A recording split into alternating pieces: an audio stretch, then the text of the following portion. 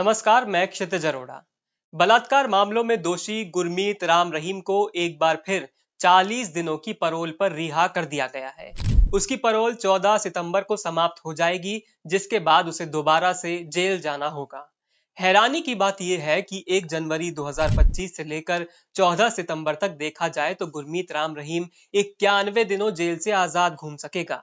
इसी साल अप्रैल के महीने में भी डेरा सच्चा सौदा प्रमुख राम रहीम को हरियाणा सरकार द्वारा 21 दिनों की फरलो पर रिहा किया गया था, जिसके बाद अब फिर से उसे 40 दिनों के लिए जेल से आजादी मिल गई है।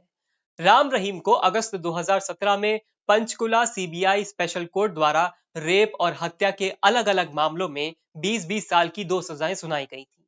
इसी के साथ इसी साल राम रहीम को जनवरी में भी 20 दिनों की पैरोल पर रिहा किया जा चुका था। 2017 से देखा जाए तो राम रहीम को 14वीं बार जेल से आजादी मिल चुकी है। अगर देखा जाए तो ये पैटर्न चुनावों के हिसाब से चलता है, जहां पंजाब, हरियाणा और आसपास के राज्यों में चुनाव के हिसाब से डेरा प्रमुख राम रहीम को रिहा किया गया।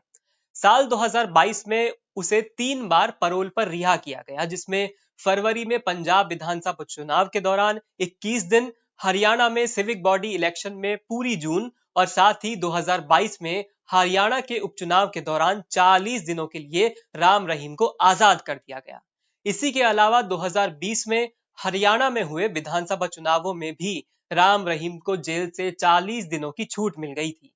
हालांकि उसे चुनाव लड़ने, किसी चुनावी रैली या चुनाव को लेकर भाषण देने की मनाही है, लेकिन ये पैरोल किस कारण से दी जाती है, ये साफ साफ देखा जा सकता है।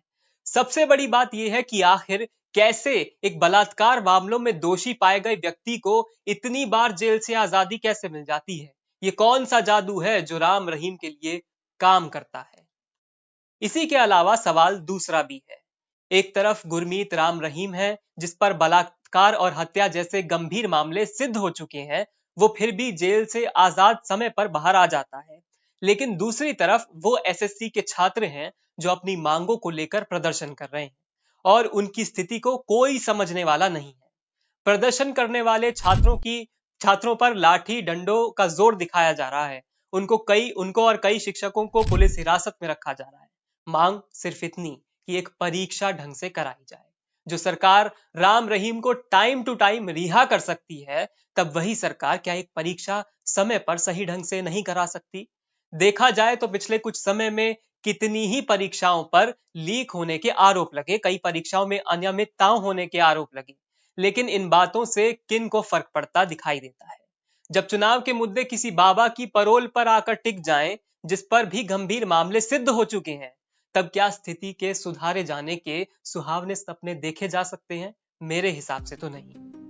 आखिर क्यों हर बार परीक्षा या नौकरी को लेकर संघर्ष करते युवा के हक में सिर्फ लाठियां, वाटर कैनन ही आती? चुनाव में किसी बाबा के चेहरे को सामने लाकर सभी कुछ भुला दिया जाता है। ये जिम्मेदारी आपकी है और आपको किसे और कब कैसे चुनना है कि बलात्कारी बाबा की आजादी को या फिर अपने बच्चों की परीक्षा को, शिक्षा को या उनको दिए जाने वाली नौकरी।